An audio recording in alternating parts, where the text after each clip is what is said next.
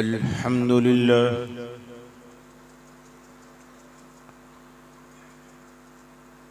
अल्हम्दुलिल्लाहिल मुनइमिल मुहसिनिद दय्यान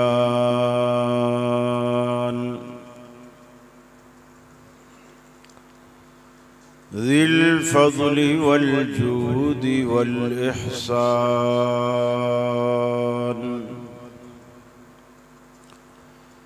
ज़िल करमि वल मग़फ़िरति वल इम्तिनान वस्सलातु वस्सलामु अला सय्यिदिल अंबिया'i खैरिल अनाम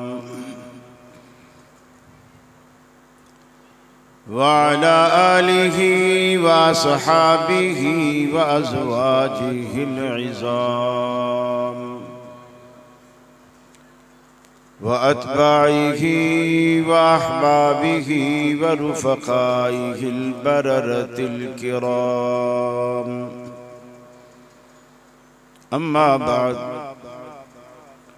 फ़अऊज़ु बिल्लाहि मिनश शैतानिर रजीम बिस्मिल्लाहिर रहमानिर रहीम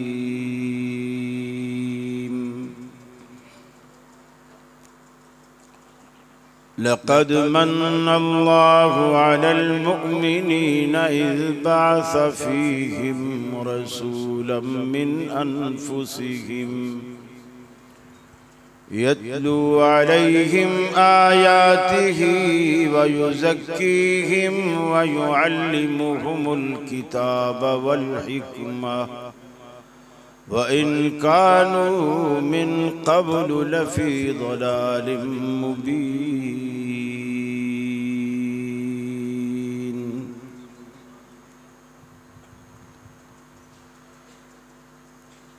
ये मकसद है कि दुनिया से जहालत दूर हो जाए,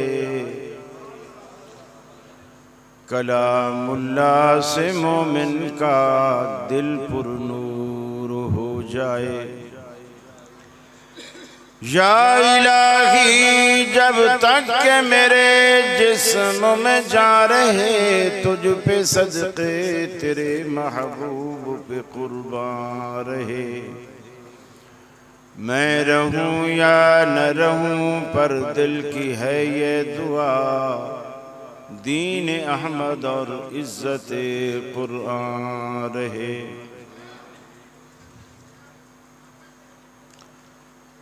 वाजिबुल एहतराम उलमाए किराम,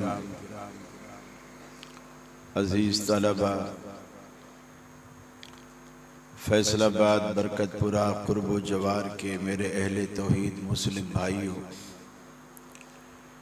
साहिब सदर मोहतरम जनाब हाजी अमीन साहब, मेरी मुस्लिम माओं बहनों बेटियों, हम यहाँ एक सीरत नबी के उन्वान से आज आपके इलाके में जमा हैं। अल्लाह से दुआ है अल्लाह मुझे हक कहने की और हक हम सब को समझने की और सब को अमल की तौफीक अता फरमाए।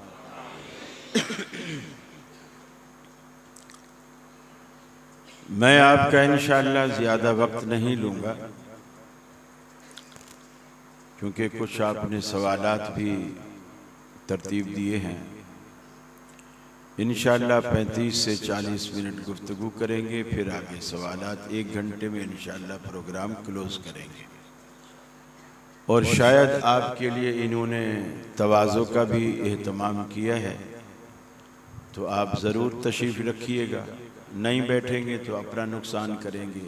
मैं तो रोटी खा के आया हूँ अल्हम्दुलिल्लाह।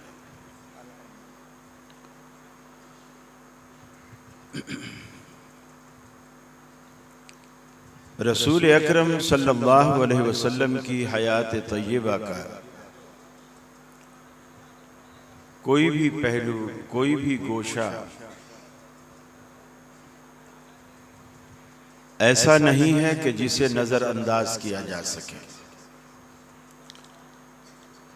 इंसानी जिंदगी के तमाम शोबों पर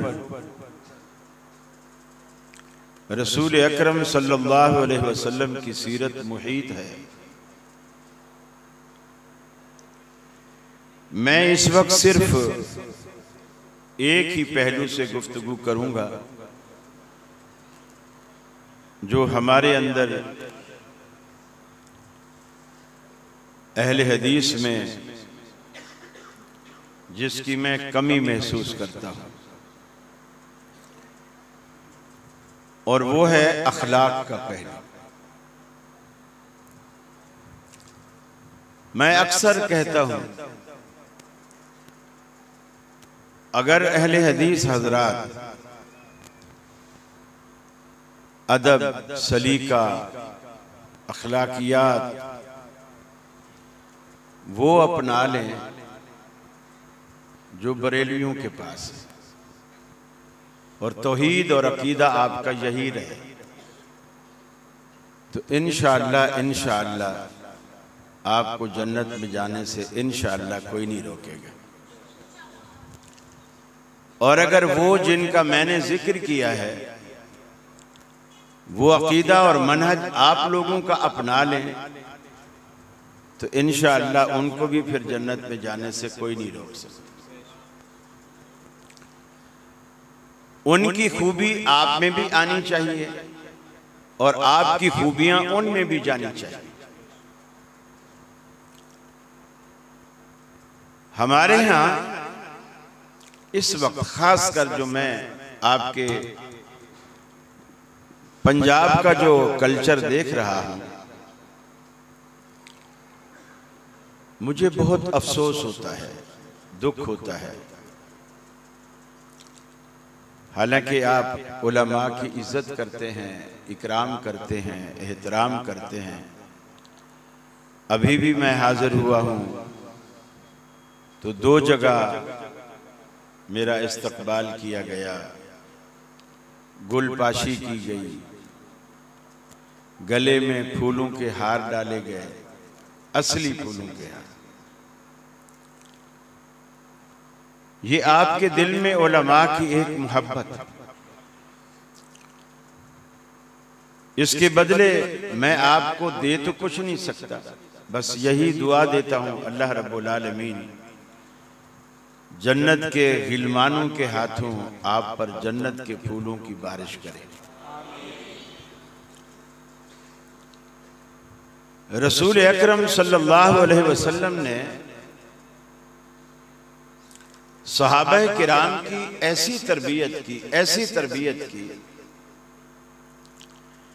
कि वो जो एक दूसरे के खून के प्यासे थे, दुश्मन थे, छोटी छोटी बातों पर लड़ा करते थे। इतनी छोटी बात कि तूने हौज से अपने घोड़े को पहले पानी क्यों पिलाया? मैं चौधरी हूं, पहले मेरे घोड़े ने पीना था। तू तो कमी है, तू तो आम आदमी है, तेरा घोड़ा मेरे घोड़े से आगे क्यों निकल गया? जैसे आजकल किसी थानेदार की गाड़ी से कच्चे के इलाके में आप अपनी गाड़ी आगे नहीं ले जा सकते, क्योंकि उस पे धूल आएगी गाड़ी, तो नाराज हो। इसी को हाली ने कहा कि कहीं पानी पीने पिलाने पे झगड़ा, कहीं घोड़ा आगे ले जाने पे झगड़ा। लेकिन रसूलुल्लाह सल्लल्लाहु अलैहि वसल्लम ने जब उनमें अखुवत का रिश्ता कायम किया और अल्लाह ने उनके दिलों में ईमान की मोहब्बत डाल दी, वही जो एक दूसरे के खून के प्यासे थे वो शीरो शक्कर हो गए। तो सवाल ये है कि उस तौहीद में फर्क था जो 1400 साल पहले थी, या आज की तौहीद में फर्क है कि अहले हदीस की सारी तंजीमें तौहीद की दावेदार हैं, फिर भी खलफशार है, फिर भी लड़ाई है, फिर भी झगड़ा है, फिर भी हम तकसीम हैं, फिर भी नफरतें और कुदूरतें हैं। सोशल मीडिया भरा पड़ा है गालियों के अंबार से। कोई दूसरे को बर्दाश्त नहीं कर सकता। कहते हैं जी मैं तो अपने कायद की मानूंगा, वो कहता है मैं अपने कायद की मानूंगा, मैं कहता हूं मैं अपने कायद की मानूंगा। मैं आपसे दर्द दिल से ये सवाल करता हूं कि आप सबके कायद मोहम्मद रसूलुल्लाह सल्लल्लाहु अलैहि वसल्लम नहीं है? तो कायद तो फिर एक है, फिर रही किस बात? अगर तौहीद भी वही है और कायद भी वही है, फिर नफरत किस बात, तनाजा किस बात? फतवे बाजी में माशाल्लाह हम इतने आगे हैं। मुझसे टीवी पे एक दफा सवाल हुआ कि जिस तरह देवबंदियों में, बरेलवियों में मुफ्ती का कोर्स होता है और ये लोग कोर्स करते हैं फिर मुफ्ती बनते हैं, तो आप लोगों के यहाँ भी कोई ऐसा कोर्स होता है? यानी अहले हदीसों के यहाँ भी कोई ऐसा कोर्स होता है? मुझसे पूछा गया। मैंने कहा अहले हदीसों के लिए मुफ्ती होने के लिए सिर्फ इतना जरूरी है कि वो अहले हदीसों के घर में पैदा हो, बस। हम पैदाइशी मुफ्ती होते हैं, पढ़ते बाद में हैं, मदरसे में दाखिला बाद में। मैंने कई जगहों पर देखा है बड़े बड़े उलमा, हाफिज शरीफ साहब, हाफिज मसूद आलम साहब, इशादुल हक असरी साहब, हमारे कराची के शेख नासिर साहब हाफिज़हुल्लाह, ये बैठे होते हैं और कोई साइल आकर उनसे कोई मसला पूछने लग जाता है, बराबर में दूसरा जो आम अहले हदीस आदमी बैठा होता है, वो कहता है यार रफुल देने के बगैर नमाज नहीं होती, इतना भी नहीं पता तेरे को, जा। वो उलमा भी चुप बैठे हैं, वो बोल ही नहीं रहे, इसने फतवा पहले जड़ दी। ये जो फतवेबाजी की रविश और रीत है, इसे तब्दील कीजिए, इस रीत को ज़हन साजी में बदलिए, ज़हन साजी में तब्दील। मुस्लिम अहमद की रिवायत, नबी करीम सल्लल्लाहु अलैहि वसल्लम मस्जिद नबवी में तशरीफ फरमा है, सहाबा बैठे हैं। एक नौजवान मस्जिद नबवी में खड़ा होता है, मस्जिद में खड़ा होता है, सहाबा के मजमे में खड़ा होता है, रसूलुल्लाह के सामने खड़ा होता है और अजीब व गरीब सवाल करता है। सवाल ये करता है कि या रसूलुल्लाह सल्लल्लाहु अलैहि वसल्लम, मैं आपकी हर बात मानने को तैयार हूं, जो बोलेंगे वो करूंगा, आप मेरी एक बात मानो, मैं आपकी सारी बातें मानूंगा, आप मेरी एक बात मानो। वो क्या बात? फरमाया मुझे सिर्फ एक गुनाह की इजाजत दे, एक गुनाह, उसकी मुझे लत है, मैं उस गुनाह के बगैर रह नहीं सकता। और वो गुनाह क्या है? जिना। मस्जिद में अल्लाह के रसूल से इजाजत मांगता है। यकीन मानिए अगर फैसलाबाद की कोई मस्जिद होती और ऐसा सवाल यहां होता तो थोड़ी देर के बाद वो बंदा नजर ही ना आता है, तिक्का बोटी करके रख देते उसको। वो तेरी ये मजाक कि तू साडे मौलवी दे सामने इतना दे सवाल करना।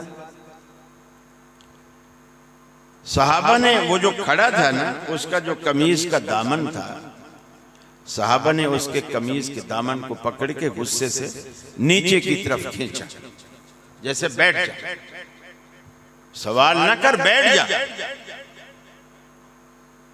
वो नहीं बैठा। नबी करीम सल्लल्लाहु अलैहि वसल्लम ने भी उसे देखा तो आपने सहाबा को कहा कि इसे मेरे पास आने दो। बाज़ दफा किसी डॉक्टर के क्लिनिक पर ऐसा पेशेंट आता है, अगरचे लोग नंबर से बैठे होते हैं, टोकन लेके बैठे होते हैं, अपनी अपनी बारी का इंतजार कर रहे होते हैं। बाज़ ऐसे सीरियस मरीज आ जाते हैं कि डॉक्टर खुद अपनी सीट से खड़ा हो जाता है, कहता लाओ लो जल्दी लाओ जल्दी लाओ, और नंबर वाले भी कुछ नहीं कहते, ठीक है यार ये बहुत ज्यादा सीरियस है। अल्लाह के रसूल ने देखा सल्लल्लाहु अलैहि वसल्लम कि ये सीरियस कंडीशन में है, आने आपने उसके कंधे पे हाथ रखा और जैसे उसने सवाल किया था आपने भी सवाल किया। आपने सवाल ये किया कि जिस गुनाह की इजाजत तू मुझसे मांगता है और मैं वो इजाजत तुम्हें दे दूं और तू उस गुनाह की तकमील के लिए चला भी जाए, तो आखिर किसी खातून के पास ही जाएगा। ये बता, अगर यही इजाजत कोई और शख्स मुझसे मांगे और उसका इरादा तेरी बहन, बेटी, मां, फूफी, खाला, हुर्मत वाले सारे रिश्ते गिनवाए कि उसका इरादा उनके पास जाने का हो, तो तेरा क्या रिएक्शन होगा? उसने कहा, या रसूल अल्लाह सल्लल्लाहु अलैहि वसल्लम, मैं तो ऐसा कर दूंगा, मैं तो वैसा कर दूंगा। आपने फरमाया, तेरे रिश्ते कोई आसमान से उतरे हैं, उनका बड़ा तकद्दुस है और दूसरों की कोई इज्जत नहीं। तू जहां जाएगा वो भी तो किसी की बेटी, किसी की बहन, किसी की मां, किसी की फूफी, किसी की खाला होगी। तेरे रिश्ते कौन से कोई अजूबे हैं? उसके दिल में ये तीर बिल्कुल निशाने पर लग गया। इसे कहते हैं ज़हन साजी। ज़हन साजी के बाद जो दूसरा काम आपने किया वो काम है जो आज अहले हदीस यकसर छोड़ चुके हैं। आपने उसे 3 दुआएं दी। आज हम दुआएं करना ही छोड़ गए, दुआएं मांगना ही छोड़ गए। फतवे पे फतवा, फतवे पे फतवा। नमाज के बाद बिदत, तो नमाज से पहले बिदत, तो अजान के बाद बिदत, तो फलाने के बाद बिदत। मैं अक्सर ये बात सुनाया करता हूं। कराची में एक मुफ्ती सिद्दीक साहब का जनाजा था, बड़े उलमा वहां आए हुए थे। एक साहब ने नमाज, जनाजा नहीं, आम नमाज, जो नमाज के बाद जनाजा था तो पहले नमाज जोहर या असर की नमाज थी, उसने पढ़ाई। पढ़ाने के बाद मुक्तदियों की तरफ रुख करके बैठा, तो पहली सफ में कोई बाबा जी बुजुर्ग थे। उन्होंने कहा, इमाम साहब मेरे लिए दुआ करवाएं, कल मेरी आंख का ऑपरेशन है, अल्लाह ताला कामयाब कर दे। वो उंगलियों पे तस्बीह पढ़ रहे थे, पढ़ते रहे। बाबे ने समझा कि शायद मेरी आवाज इमाम साहब ने सुनी नहीं। उसने पहले से जोर से फिर बोला। अब इमाम साहब भी थोड़ा सा गुस्से में, फरमाने लगे, बैठ जा बैठ जा, सुन लिया मैंने, ये फर्जों के बाद दुआ करनी बिदत। वो फिर बैठा नहीं, वो उठा। ज़ईफ था, बूढ़ा था, लाठी भी हाथ में थी। कांपते कांपते उठा और सफे चीरता हुआ बाहर निकला। जनाजा भी नहीं पड़ा और ये कहते हुए गया कि तौबा तौबा अस्तगफिरुल्लाह, मैं तो अब तक ये समझता था कि ये वहाबी लोग गैरुल्लाह से नहीं मांगते, मुझे तो आज पता चला है ये तो अल्लाह से भी नहीं मांगते। कितना गलत मैसेज गया आपकी तरफ से, गलत हिकमत अमली से। हालांकि ये अल्लाह के रसूल की सुन्नत है कि जब कोई आपसे दरखास्त करे दुआ की, आप दुआ करें। सैयदना अबू हुरैरा रज़ियल्लाहु ताला अन्हु ने आपसे दरखास्त की, या अल्लाह, या रसूल अल्लाह, मेरी वालिदा वो काफरा है और मुझे भी कह रही है कि तू अगर इस्लाम नहीं छोड़ेगा तो मैं रोटी नहीं खाऊंगी, जब तक नहीं खाऊंगी जब तक वापस काफिर नहीं होगा। तो मुझे तो मां से बड़ी मोहब्बत है और इस्लाम से भी मोहब्बत है। मैं मां भी नहीं गंवाना चाहता, इस्लाम भी नहीं छोड़ना चाहता। तो ये तो हो सकता है अल्लाह के रसूल आप मेरी अम्मा के लिए दुआ करें तो वो भी मुसलमान हो जाए। आपने उसी वक्त हाथ उठा लिए, ये भी नहीं कहा जुम्मे वाले दिन करेंगे, उसी वक्त हाथ उठा। हजरत अबू हुरैरा कहते हैं मैं घर भागा ये देखने के लिए कि मैं पहले पहुंचता हूं या अल्लाह के रसूल की दुआ पहले पहुंचती। मैं गया तो वालदा के नहाने की, पानी के गिरने की आवाजें आई। मैं समझ गया कि दुआ मुझसे पहले पहुंच गई। मां ने दरवाजा खोला, कहा बेटा मुझे भी वहीं ले चलो जहां से तुम आए। आपने दुआएं करनी छोड़ दी और रब ने देना ही छोड़ दिया। जब आपने मांगना छोड़ दिया उसने देना छोड़ दिया।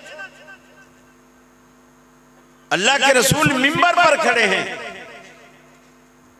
एक बंदा मस्जिद में दाखिल हुआ, खुतबा दे रहे, उसने अपना रोना धोना शुरू कर दिया। या रसूलल्लाह हम बर्बाद हो गए, तबाह हो गए, हमारे हौज पानी के खाली हो गए, चरागाहें खुश्क हो गई, जानवर भी मर रहे हैं, हम भी प्यासे बुलक रहे हैं, अल्लाह से कहो अल्लाह बारिश बरसा। नबी करीम ने यह भी नहीं फरमाया कि खुतबे के बाद, नमाज के बाद याद दिलाना मैं उस वक्त दुआ करूंगा। आपने खुतबा रोक दिया, दुआ के लिए हाथ उठा दिया और सारे सहाबा ने आपके साथ हाथ उठाया। ये किसने कहा कि जब कोई दरखास्त करे तो भी दुआ ना करो और वो भी अल्लाह से ना मांगो? अल्लाह कहता है मल्ला यसअलिल्लाह यग़ज़ब अलैह, जो बंदा अल्लाह से नहीं मांगता अल्लाह उससे नाराज हो जाता। आज ये जो हमारा हाल है ना, इसकी वजह यही है कि हम रब को नाराज किए बैठे, मांगने की आदत डाली, अल्लाह के दर के भिखारी बन जाइए। इससे बड़ी इज्जत कोई नहीं। अपनी जबीने नियाज को हर जगह से बचाइए और अल्लाह के दर पे झुकाइए, ये सबसे बड़ी इज्जत है। अगर हम ऐसा नहीं करेंगे यकीन मानिए हम कहीं के भी नहीं रहे, ना दुनिया के और ना आखिरत। नाम पर निजात नहीं होनी है कि हमारा नाम अहले हदीस है लिहाजा जन्नत तो हमारी है ही, नाम पर निजात नहीं। फरमाया लक़द मन्नल्लाहु अलल मुअमिनीना इज़ बअस फ़ीहिम रसूला। अल्लाह रब्बुल आलमीन ने मोमिनीन पर ये एहसान फरमाया, ये एहसान अज़ीम फरमाया।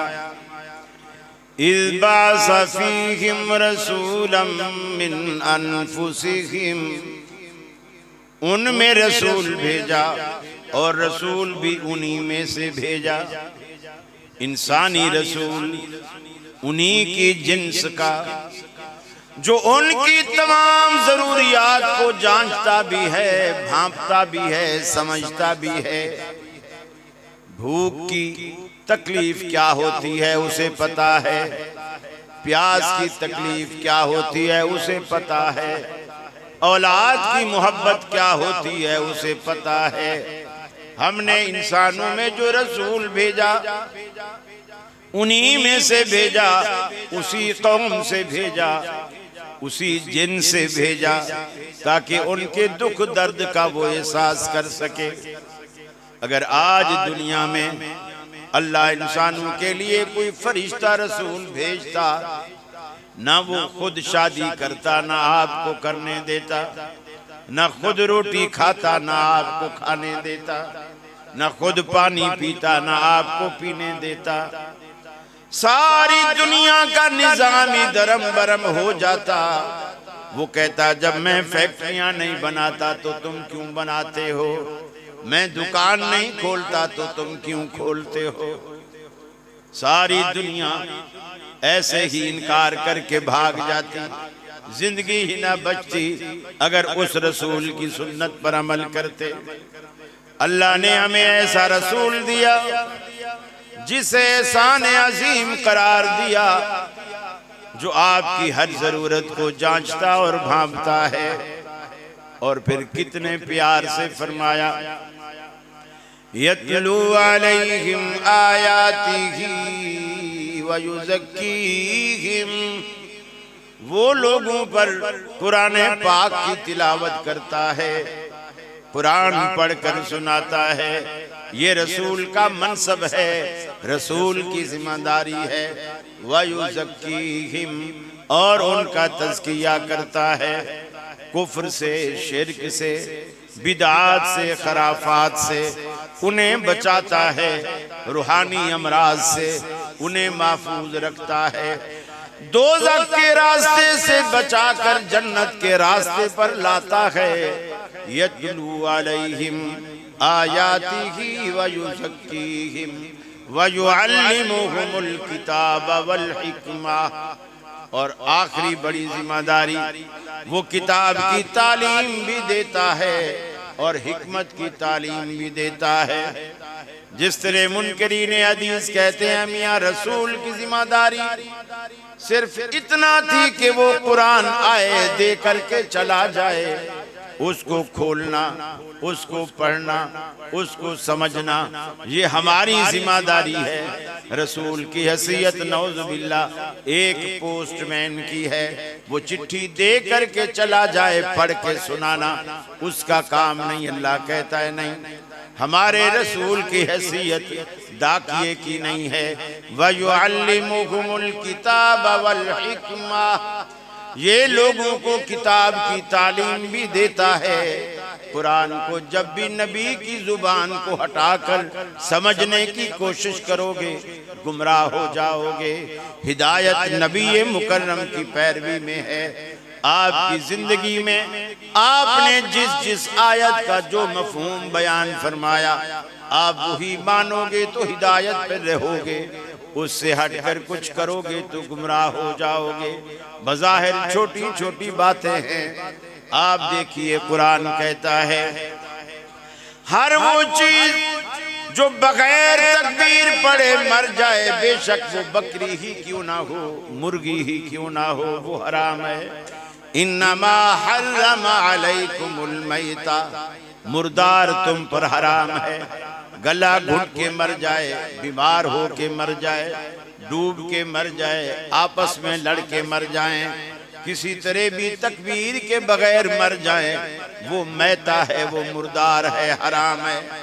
लेकिन मेरे भाइयों फैसलाबाद वालों, आज तक आपने नहीं देखा कि कोई मुसलमान मछली को ज़िबा करके खाता हो। कुरान के मुताबिक मछली बिल्कुल हराम है, क्योंकि ये जब मर जाती है हम फिर खाते हैं। कुरान कहता है हर मरने वाली चीज हराम है जिस पर तकबीर न पड़ी गई हो। अल्लाह रब्बुल आलमीन ने कुरान मजीद को समझने के लिए हमें नुत्क़ रिसालत का पाबंद बना दिया। अल्लाह ने कुरान में फरमाया इन्ना अंज़लना इलैका ज़िक्रा लितुबय्यिना लिन्नासि मा नुज़िला इलैहिम। ऐ हबीब, हमने कुरान आपकी तरफ इसलिए नाजिल किया ताकि आप लोगों को बताएं हमने उनके लिए क्या और कैसे नाजिल किया, क्या क्या राज इसमें इसरार और रुमूज छुपे हैं, आप बताएं। अल्लाह के रसूल ने फरमाया लोगों, अल्लाह ने दो मुर्दार तुम पर हलाल किए हैं, बगैर तकबीर के तुम खा सकते हो। हर मुर्दार तुम पर हराम है, मगर दो मुर्दार अल्लाह ने मुस्तस्ना किए हैं, एक मछली और एक टिड्डी जो फसलों को खाती है, उसे भी ज़िबा करने की जरूरत नहीं। गर्दन मरोड़ के फेंको, भून के खा जाओ, नमक छिड़क के खा जाओ, जैसा दिल करे खा जाओ। अल्लाह ने दोनों मौतें तुम पर हलाल किए हैं। मेरे भाइयों, कुरान को जब भी समझा जाएगा रसूल अकरम की जुबान से समझा जाएगा। और आपने ये भी फरमाया अल्लाह ने वयुअल्लिमुहुमुल किताब वल हिकमा, ये हिकमत की तालीम भी देता है, कुरान की तालीम भी देता है। और ये हिकमत क्या है? अल्लाह के हबीब ने फरमाया अला इन्नमा ऊतीतुल कुरआन व मिस्लहु मा। ऐ इंसानों सुन लो, खबरदार, जिस तरह अल्लाह ने मुझ पर कुरान नाजिल किया है इसी तरह अल्लाह ने कुरान जैसी हिकमत भी मुझ पे नाजिल की है। इसीलिए आपने फरमाया सल्लू कमा रअयतुमूनी उसल्ली, नमाजें वैसे पढ़ो जैसे मैं पढ़ता हूँ। अगर अल्लाह के यहाँ तुम कबूलियत चाहते हो तो तुम्हारे सजदे, तुम्हारे रुकू, तुम्हारे क़ियाम ऐसे होने चाहिए जैसे मैं नमाज पढ़ता हूँ। हज ऐसे करो, खुज़ू अन्नी मनासिककुम, हज ऐसे करो जैसे मैं करता हूँ। मुझसे हज के मसले सीख लो। हर चीज के लिए अल्लाह के रसूल ने अपनी जात का पाबंद बना दिया। अगर तुम कबूलियत चाहते हो, अल्लाह के यहाँ कोई मकाम और रुतबा चाहते हो। लेकिन आज हमारी नमाजें सुन्नत से आ रही, अकीदा तौहीद से खाली। आज दुनिया ने अपने सीने में, अपने दिलों में बुतों की मोहब्बत, पीरों की मोहब्बत, शेखों की मोहब्बत दिलों में सजा रखी है। जैसा किसी ने कहा, हमने तेरे मिलने की तरकीब ये सोची है, दिल में ही बना लेंगे छोटा सा सनम खाना। दिल के आईना में है तस्वीर यार, जब जरा गर्दन झुकाई देख ली। हर बंदा अपने सीने में बुत खाना बनाए हुए है, सनम खाना बनाए हुए है। अपने महबूब की, अपने शेख की तस्वीर दिल में सजाए हुए है। इसीलिए इकबाल ने कहा कि कभी सर ब सजदा हुआ जो मैं, तो जमीन से आने लगी सदा, तेरा दिल तो है सनम आशना, तुझे क्या मिलेगा नमाज में।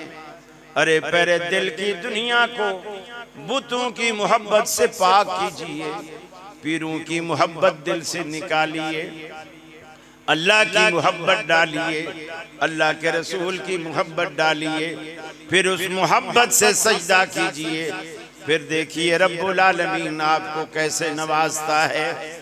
जब भी मांगना हो रब्बुल आलमीन के हुजूर, अल्लाह के रसूल की सुन्नत है, रब्बुल आलमीन के हुजूर मुसल्ला बिछा कर बैठिए, रब्बुल आलमीन से मांगिए, रो रो कर मांगिए, गिड़गिड़ा के मांगिए, इल्तजाएं कीजिए, अल्लाह के आगे अथरू बहाइए। आपके आंसू अल्लाह रब्बुल आलमीन अपनी दामन रहमत से पूछने वाला है। अल्लाह तो कहता है मेरे बंदे क्यों गिला करता है कि मैं तेरी सुनता नहीं, मैं तेरी मानता नहीं। अरे एक मर्तबा मेरे दरवाजे पर आ तो सही, एक मर्तबा अपना दुखड़ा मुझे सुना तो सही। अरे दस्ते सवाल उठा तो सही, अपनी तलब का दामन फैला तो सही, अपनी जबीने नियाज मेरे आगे झुका तो सही, अपनी नदामत के दो अश्क बहा तो सही, मेरे लुत्फो करम को आसमा तो सही। ऐ मेरे बंदे तेरे आने में देर हो सकती है, मेरे राजी होने में हरगिज़ देर न होगी। लेकिन हम हैं कि सारी सारी रातें गुजर जाती हैं, अल्लाह को कभी याद ही नहीं किया। ये रसूल अकरम सल्लल्लाहु अलैहि वसल्लम की जिंदगी का अहम पहलू। कभी भी आप दुखी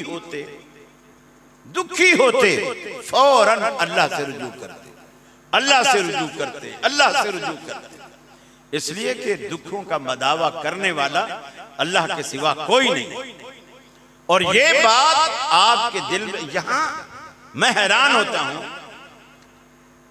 अल्लाह अकबर, यकीन मानिए हमारे इतने अकीदे इतने कमजोर हो चुके हैं। कई जगहों पर रमजान में जब खत्म होते हैं ना तरावियों में, मेहराबों में, अक्सर मस्जिदों के मेहराबों में, मैं देवबंदी बरेलवी की बात नहीं कर रहा, अहले हदीस की मस्जिदों में ऐसे बोतलें ढकने खुले हुए पानी की, ऐसे सारे हाफिज जी के दाएं बाएं आगे पीछे ऐसे रखी हुई।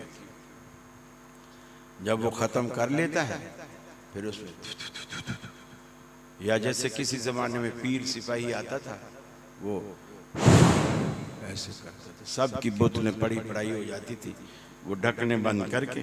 और कोई हजरात तो बल्कि उसमें थूक डाल देते हैं बोतल, और वो जब जाके घर पीता है उस बोतल को, जितनी बीमारियां मौलवी को होती हैं सारी उसी को लग जाती।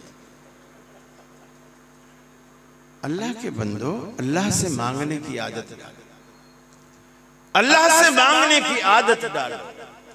ये आदत आपको बहुत ऊंचा ले जाएगी, बहुत ऊंचा ले जाएगी, दुनिया से बेनियाज कर देगी, आपकी फकीरी खत्म, गरीबी खत्म, आपको एक तवंगर बना देगी, एक गनी कर देगी अल्लाह रब्बुल आलमीन की रहमत आप। और आप अल्लाह से दुआ मांगा करें, अल्लाह अपने दर के सिवा कभी किसी का मोहताज ना करे, कभी किसी का। देखिए, ये जो हम दुआ मांगने में भी बड़ी गलतियां करते हैं, बहुत गलतियां करते हैं। अक्सर हम बाज दफा किसी को दुआ देते हैं तो हम कहते हैं कि अल्लाह ताला तेरी उम्र दराज करे, अल्लाह तुम्हें उम्र दराज करे। लोग खुश हो जाते हैं, चलो इसने मेरे बच्चे को दुआ दी है। हालांकि ये दुआ नहीं, ये बद दुआ है, ये बद दुआ है।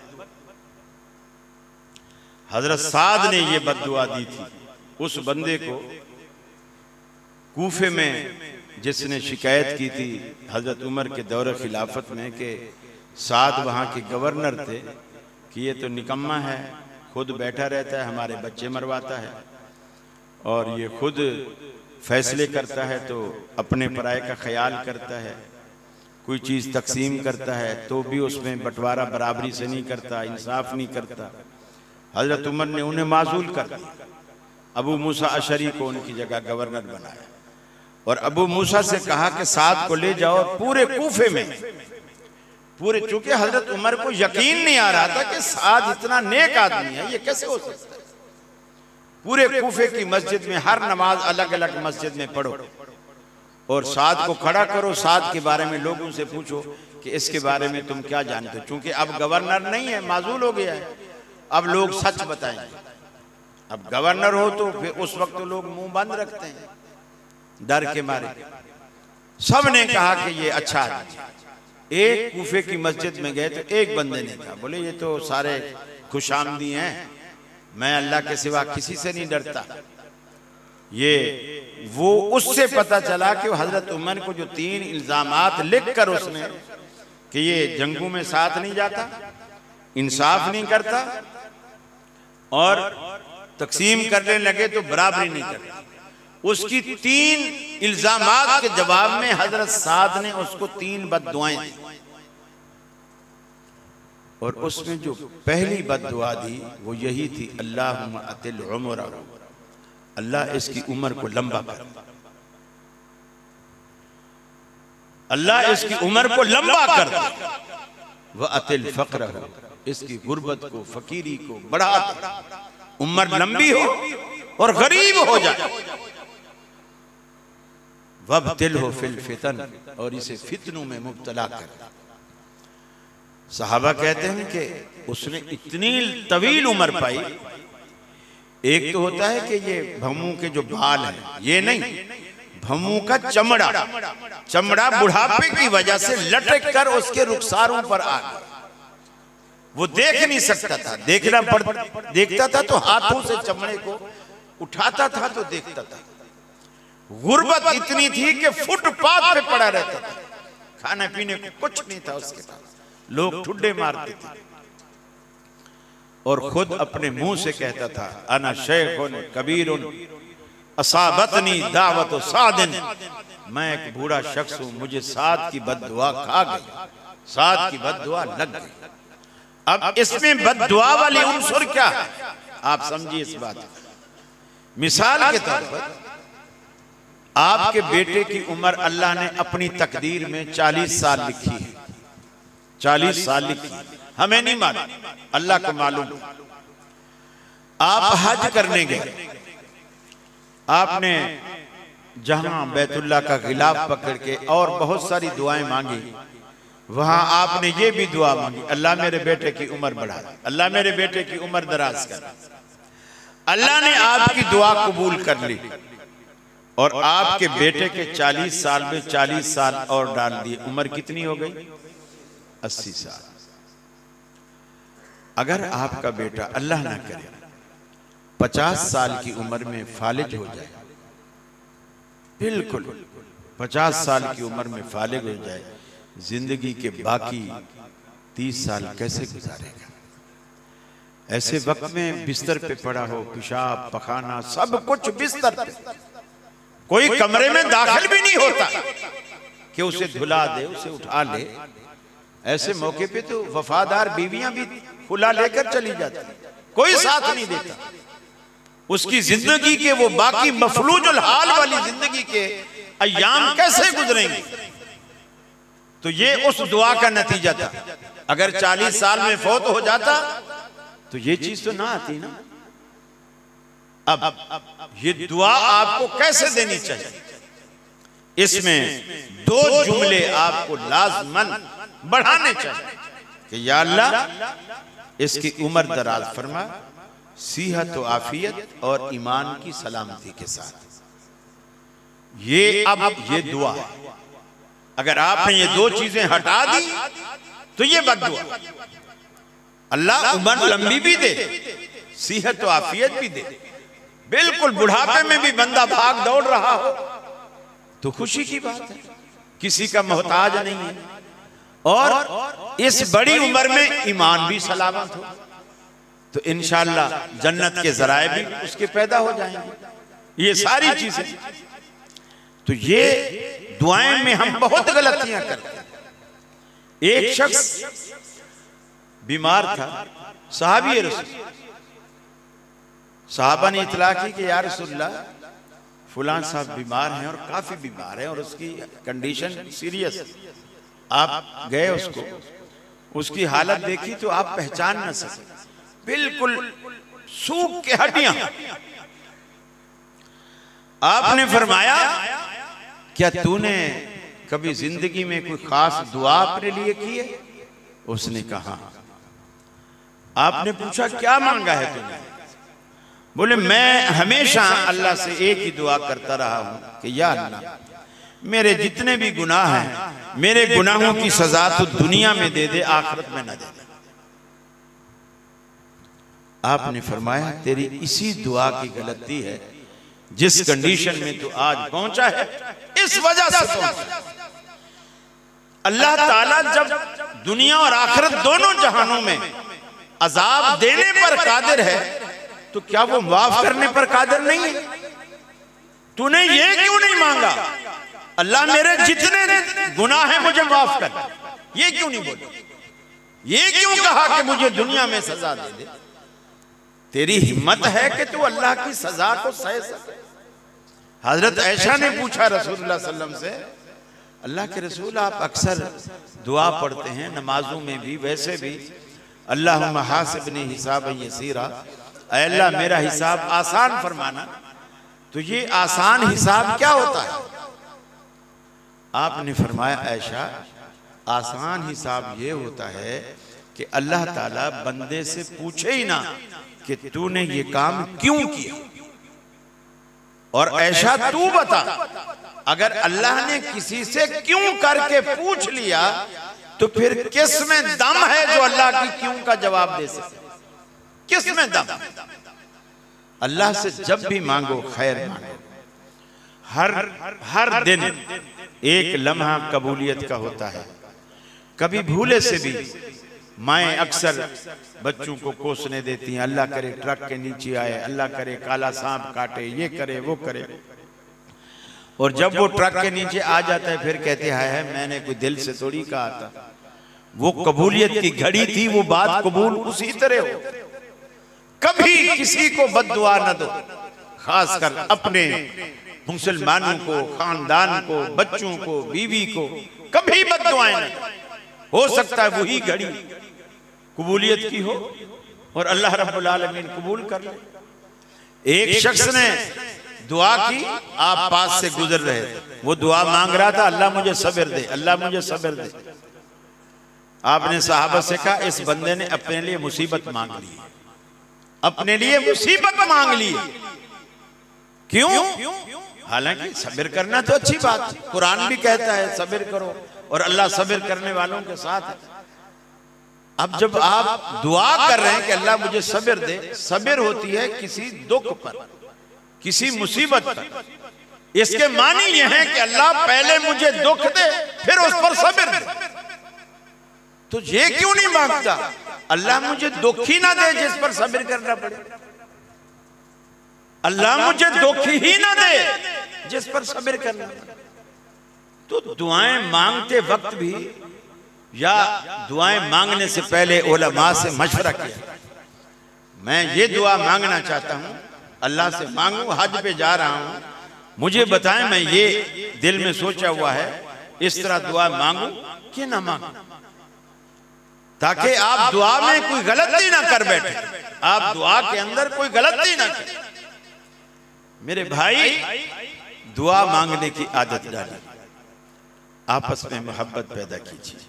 मौलवी नहीं मांगता ना, नमाज के बाद नहीं मांगता, कोई बात, आपको वो रोकता नहीं और रोक भी नहीं सकता। आप मांगे, आप इमाम साहब उठ के चले जाएं, कोई हर्ज नहीं, आप मांगे। आप दुआ को सुन्नत समझ के ना मांगे, जरूरत समझ के मांगे, ये आपकी जरूरत। दुआ के बगैर मुसलमान की कोई जिंदगी है? अद्दुआ सिलाहुल मोमिन, अद्दुआ मुख्फुल इबादत, अद्दुआ हुवल इबादत। दुआ असल इबादत है, दुआ इबादत का गूदा है, दुआ मोमिन का हथियार है। तो आप इस हथियार को इस्तेमाल करें। और अल्लाह ताला ने ये निजाम इसीलिए रखा है कि सलाम पर नमाज को खत्म किया, इमाम और मुक्तदी को आजाद कर दिया।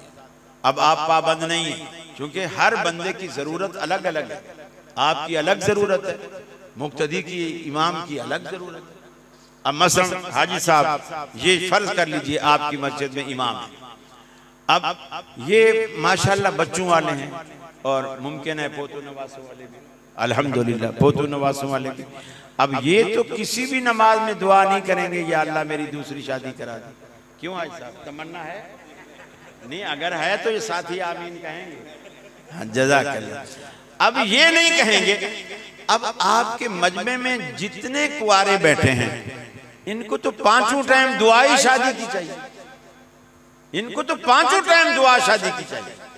और अगर ये आपकी मस्जिद में इमाम है और आप इनकी दुआ पे ही लगे हुए हैं, तो आज जिस तरह ये रहे इसी तरह आप सारी जिंदगी कुआरा ही रहेंगे। अल्लाह ने आजाद किया। अब मेरी जरूरत है कि मुझे कोई तकलीफ है कमर में कहीं, मैं वो दुआ, आपकी जरूरत यह है कि घर में जी बच्चे बीमार हैं, आप बच्चों के लिए दुआ करें। आपकी शादी नहीं हो रही, आप शादी के लिए दुआ करें। किसी बच्चे की नौकरी नहीं लग रही, आप नौकरी के लिए दुआ करें। घर में बच्चियां बैठी हैं, शादियां नहीं हो रही, आप शादी के लिए दुआ करें। हर बंदे की अलग अलग जरूरत है। हाँ माशाल्लाह, वो तो सुन लिया। नहीं नहीं नहीं, वो बल्कि इस इंतजार में बैठे हैं कि अब्बा बोले कि हाँ, तो फिर मैं भी बोलूं कि अब्बा जब दूसरी कर रहे तो मेरी तो अभी एक भी नहीं हुई है। माशाल्लाह, अल्लाह आपको इसी तरह हंसता मुस्कराता रखे। फरमाया व इन कानू मिन क़ब्लु लफ़ी ज़लालिम मुबीन, हमारे पैगंबर के आने से पहले तुम बिल्कुल गुमराही का शिकार थे। अगर तुम्हारे लिए हिदायत के दरवाजे खुले हैं तो मोहम्मद अरबी के आने के बाद, लिहाजा इस खुले दरवाजे को बंद ना कीजिए, अपने लिए खुला रहने दीजिए। अल्लाह तुम्हें हिदायत का वो सामान मुहैया करेगा। ऐसी हस्ती रब्बुल आलमीन ने आपको अता कर दी।